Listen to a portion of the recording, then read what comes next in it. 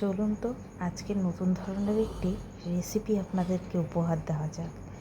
এই রকম ধরনের রেসিপি আগে কখনো খেয়েছেন কি না অবশ্যই কমেন্ট করে জানাবেন। আজকে তৈরি করব ম্যাগি দিয়ে একটি স্ন্যাক্সের রেসিপি। আর শুধু ম্যাগি না, তার সাথে থাকছে পনির। হ্যাঁ, এই ম্যাগি আর পনির দিয়ে এমন একটা দুর্দান্ত রেসিপি তৈরি করব, এটা কিন্তু আপনারা নামি দামি রেস্টুরেন্ট ছাড়া পাবেন না। হ্যাঁ, আর এটা কিন্তু কম দামের রেসিপি নয়। এটা কতটা দামি আর কতটা খেতে সুস্বাদু এটা না বানালে বুঝবেন না। আমি কিভাবে বানাচ্ছি চলুন তো দেখে নিন কেমন করে বানাচ্ছি, কীভাবে বানাচ্ছি, কী দিয়ে বানাচ্ছি। হ্যাঁ, এরকমভাবেই কিন্তু করতে হবে। দেখতে পাচ্ছেন তো পনিরগুলো ম্যারিনেট করেছি কীরকমভাবে, কী দিয়ে করলাম, কী করে করলাম, সম্পূর্ণ ভিডিওটা কিন্তু রইল, দেখতে হবে। আর হ্যাঁ, এই রকম একটা স্ন্যাক্সের রেসিপি যদি সন্ধ্যাবেলা থাকে আর কোনো কিছু কিন্তু বাইরের দিকে খাবার প্রয়োজন মনে হয় না, তাই না? তো চলুন নতুন ধরনের স্ন্যাক্সের রেসিপি তৈরি করা যাক। হ্যাঁ, বাড়িতে অল্প কিছু উপকরণ থাকলেই হয়ে যাবে, এটা বিশেষ কিছু লাগে না। নমস্কার বন্ধুরা, শুভ সন্ধ্যা। আমি সুধা, আপনারা দেখছেন সুধা রান্নাঘর। তো আবারও চলে আসলাম নতুন ধরনের একটি রেসিপি নিয়ে। আজকে যে রেসিপিটা এনেছি সেটা একটি অসাধারণ দুর্দান্ত একটা স্ন্যাক্সের রেসিপি এনেছি সন্ধ্যাবেলা টিফিনের জন্য, যাতে মুখ আর মন সব কিছু ভালো হয়ে যায়। পেট ভরুক আর নাই ভরুক, তৃপ্তি কিন্তু হবেই। চলুন দেখে নিন কেমন লাগে রেসিপিটা। আজকে পনির দিয়ে রেসিপিটা তৈরি করবো। চলুন, যারা পনির প্রেমীর লোক তারা কিন্তু এই রেসিপিটা অসাধারণভাবে খাবে আর তাদের খুব ভালোও লাগবে, আমি জানি। তো রেসিপিটা দেখুন, কেমন লাগে কমেন্টে জানাবেন। আমার চ্যানেলে যদি নতুন হয়ে থাকে চ্যানেলগুলো সাবস্ক্রাইব করবেন, যারা ইউটিউব থেকে দেখছেন চ্যানেলটি সাবস্ক্রাইব করবেন, যারা ফেসবুক থেকে দেখছেন পেজটিকে ফলো করে পাশে থাকবেন। চলুন, তার সাথে এই জিনিসটা যদি থাকে আর কিছু দরকার হবে কি বলুন?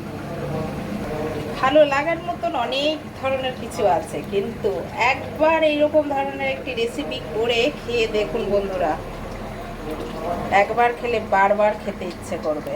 আর কি দিয়ে কি করে কিভাবে তৈরি করছি সম্পূর্ণ ভিডিওটা দেখবেন, দেখার জন্য কিন্তু অনুরোধ রইল।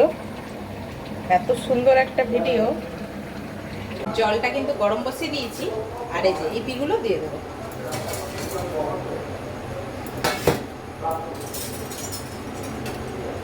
এগুলো সেদ্ধ করে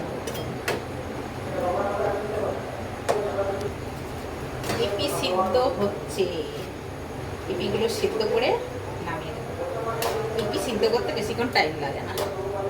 ইপি সিদ্ধ হয়ে গেছে, নামিয়ে দিচ্ছি। পনিরটা নিয়ে নিয়েছি। এই রেসিপিটার জন্য কিন্তু পনির দরকার। এটা আমি পনির দিয়েই করবো এই রেসিপিটা। পনিরটা আমি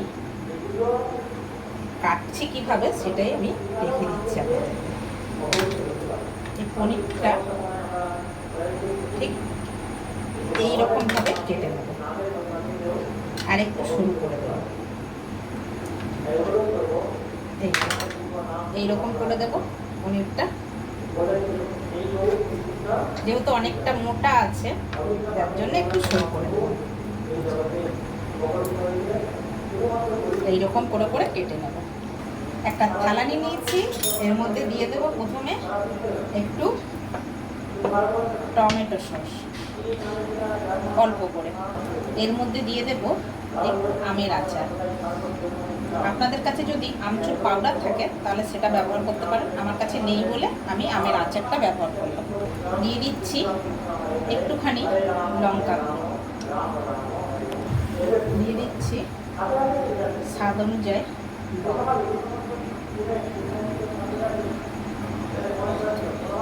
দিয়ে দিচ্ছি ম্যাগি মশলা।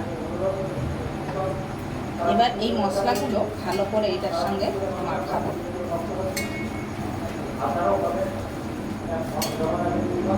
এরকম করে টিপে টিপে মেখে নেব। এরকম মাখা হয়ে গেলে এবার এর মধ্যে পনিরগুলো দিয়ে কোট করবো। এরকম করে করে ভালো করে একদম মশলা টশলা মাখিয়ে পনিরগুলো কোট করে নেব।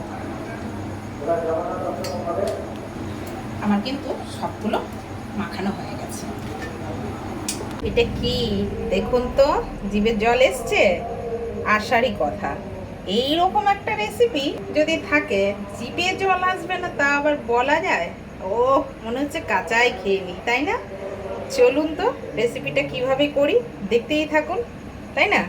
কতটা জিভে জল এসেছে সেটাও কমেন্ট করে বলবেন। এখানে নিয়ে নিয়েছি কিছুটা ময়দা, এই ময়দার মধ্যে দিয়ে দেব একটু লবণ,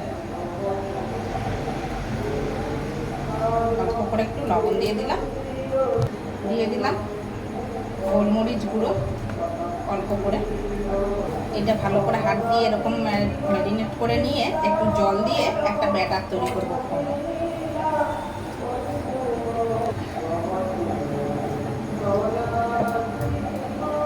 ব্যাটারটা ঠিক এইরকম তৈরি হবে, বেশি ঘনও না খুব একটা পাতলাও না। এখানে আমি পনিরটা নিয়ে নিয়েছি ম্যারিনেট করা, আর এখানে ইপিটা নিয়ে নিয়েছি। ইপিগুলো ঠিক এরকম হয়েছে, ঠান্ডা হয়ে গেছে একবারে। তো আমি দেখে দিচ্ছি, এখানে ইপি নেব, ঠিক ইপিটা এরকমভাবে কোট করবো, এর সাথে কোট করে করে এখানে রেখে দেব। আবার একটা নেব, ইপিটা ঠিক এরকমভাবে কোট করবো, এরকমভাবে কোট করে করে এখানে রেখে দেব। সবগুলো হয়ে গেছে, এখানে থালায়ও কতগুলো আছে। ওদিকে তেল গরম বসিয়ে দিয়েছি ফ্রাই প্যানে, আর এই যে ময়দাটা একটু ভালো করে হাত দিয়ে ঘুরিয়ে নিলাম। এবার একটা একটা করে নুডলসগুলো এর মধ্যে এরকম করে দেব, দিয়ে তেলটা কিন্তু মিডিয়াম গরম হলে এটা দিয়ে দিতে হবে, এরকম করে করে দিয়ে দিতে হবে একটা একটা।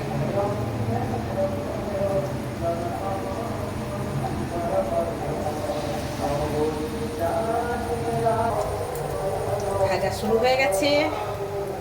এগুলো এরকম করে করে একটু দেখে নিতে হবে যে এক পাশটা হয়েছে কি। যদি এক পাশটা হয়ে যায় তারপরে কিন্তু এটা উল্টাবে, কাঁচা থাকতে থাকতে উল্টানো যাবে না, তাহলে কিন্তু সব একদম ভেস্তে যাবে। এগুলো কাঁচা আছে, যেহেতু এই দুটো হয়ে গেছে, এই পাশটা এই পাশটা করে দিলাম।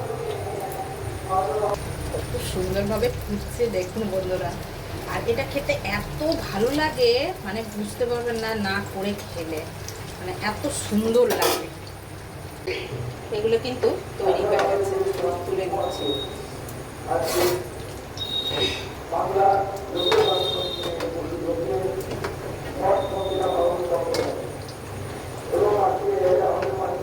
কতটা সুন্দর হয়েছে দেখুন বন্ধুরা।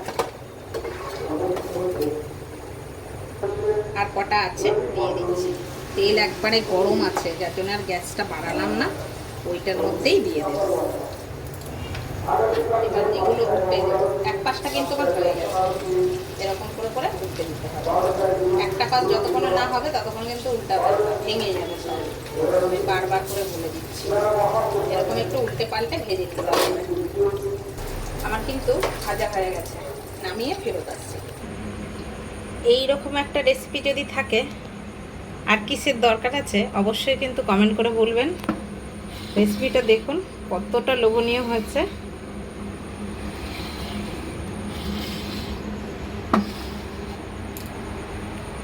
আপনাদেরকে দেখাচ্ছি।